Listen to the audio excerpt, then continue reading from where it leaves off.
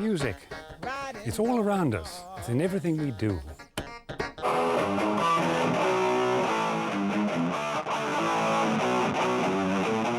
In our work or play, we celebrate with it. I mean, mourn with it. I may not always love you. Few record producers can have worked with so many great musicians. Music was central to George Martin's life from childhood. He started by recording jazz and classical music and comedy, like Bernard Cribbin's Right Said Fred. Right said Fred, both of us together, one each end and steady as we go. His life changed in 1962 when he was asked to sign 4 lads from Liverpool.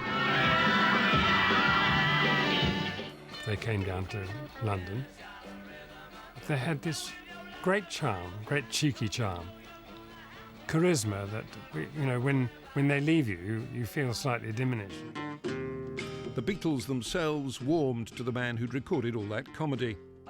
At EMI's famous Abbey Road studios, the classically trained arranger and producer and the brilliant but musically unschooled Beatles pushed the boundaries of what was technically and artistically possible. George had done little of no rock and roll when we met him, and we'd never been in a studio, so we did a lot of learning together. He had a very great musical knowledge and background, so he could translate for us and suggest a lot of things, which he did. Look, chaps, I thought of this afternoon, and I came up with this, you know, and we'd say, oh, great, great, oh, we'll put it on here, you know. Yeah. I mean, he taught us a lot, and I'm sure we taught him a lot by our primitive musical ability, which is all I have still. We were a creative team, always looking for something slightly out of reach. Yep. All right, here we go. Okay, Richard. Here comes the thing. Watch it.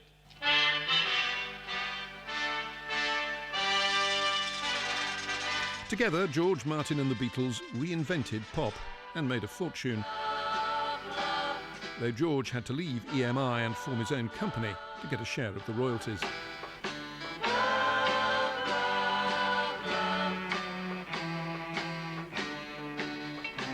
I'm sure that mix 7's much better than that. Let's punch up the computer mix for 7, can we?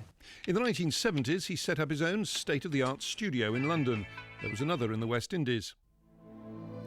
George himself produced dozens of artists, from Sting to Carly Simon, Elton John to Elvis Costello.